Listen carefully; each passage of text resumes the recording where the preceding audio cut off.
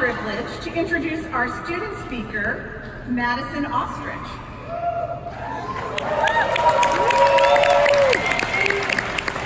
Madison is this year's winners of the school's most prestigious honor, the Cornell Hotel Society Hotelie for Life Senior Prize.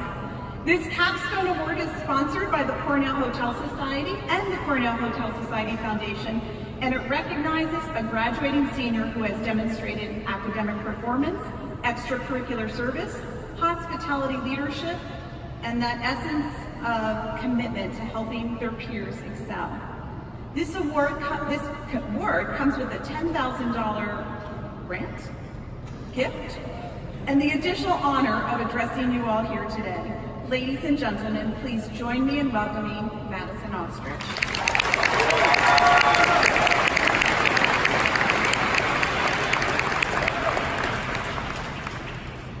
Thank you, and good afternoon. I'd like to begin with a little experiment. I'm curious, where are your thoughts right now? How much of your mind is actively focused on my words? And where are the other pieces drifting? My fellow graduates, perhaps your minds are darting to thoughts of packing, the sadness of upcoming goodbyes, or the quest for a final meal at CTV. Parents, are you overwhelmed by how quickly the time went by? Was it not just yesterday you dropped off your college freshman on your campus? Younger sisters and brothers, perhaps you're trying to gauge just how much longer this may go on. Bring awareness to how you are seated. Are you paying attention to how your feet feel in your shoes? Students, how does your cap feel, resting on your heads? Focus your attention on where you are tense. Loosen your jaw. Release the stiffness in your neck.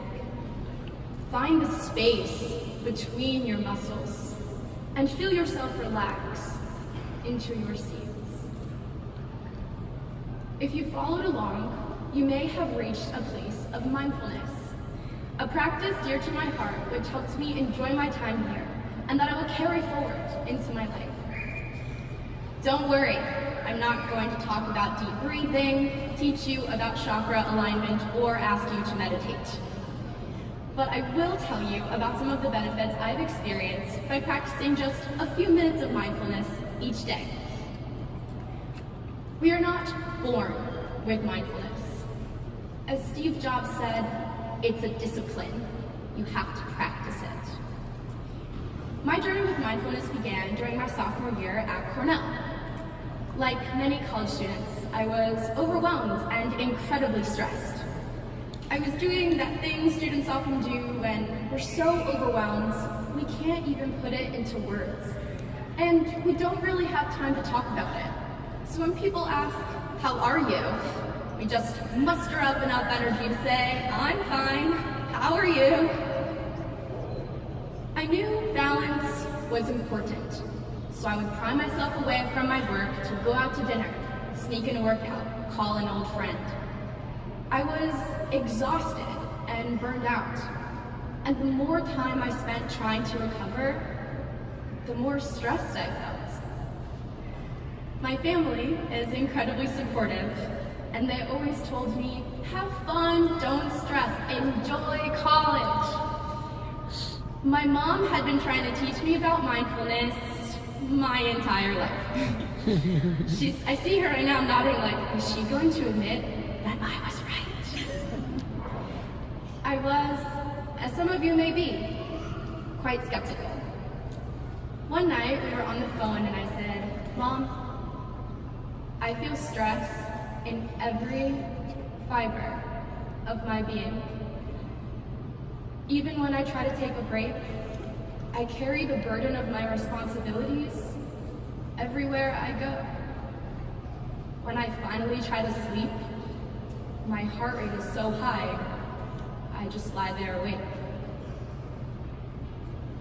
She explained I was augmenting stress because no matter where I was, mentally, I was sitting in front of my laptop. When I tried to take breaks, I actually increased my stress, as I thought about work while not actually making any progress. My mom challenged me to dedicate 2 minutes each day to mindfulness. No matter how busy you are, she said, you always brush your teeth. There's your time for mindfulness. Such a simple concept.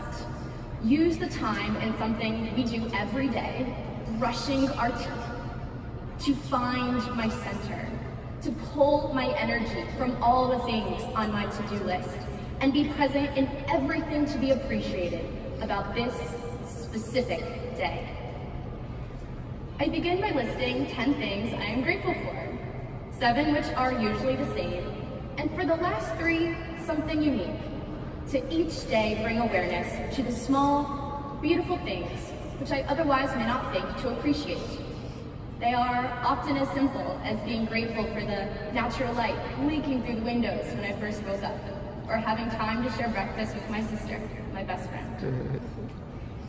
I could not have foreseen the profound positive impact this daily mindfulness would have on my life, as it has benefited people all over the world for hundreds of years. Mindfulness has roots in many religions, including Christianity, Judaism, Buddhism, Islam, and Hinduism, and has been shown to combat stress through numerous benefits, including lowered anxiety, increased ability to focus, lowered blood pressure, and increased immune system function. Mindfulness also improves our ability to reach our goals, both directly by increasing our sense of autonomy, and indirectly by minimizing barriers to achieving those goals. The practice became popular in the 1970s through the work of John Kabat-Zinn, who composed a secular definition of mindfulness as the awareness that arises through paying attention on purpose in the present moment and non-judgmentally.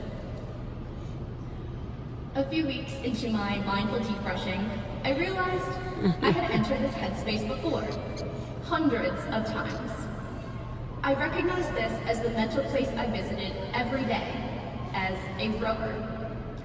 I feel very fortunate I had the opportunity to row all of high school and to walk on to the varsity crew my freshman year at Cornell. It has been 3 years since I last held an oar, but rowing carved the lens through which I see the world and continues to frame my perspective on what goals I should have and how I can work to accomplish them. To be a fast crew, we had to cultivate immense synergy within the boat. The strength of the 8 of us as individuals was only the first ingredient to victory. We had to move as a synchronized force, our blades turning waves in exact unison. The race course was a ferocious place. The coxswains of the competing crews, spectators cheering on shore, and the sound of the other boats surging through the water were all within earshot. But we tuned it out. As a crew, we tapped into a shared headspace, clean of distractions. All I heard was our 8 blades swinging in precise harmony, each stroke executed as though we were one being sprinting towards the finish line.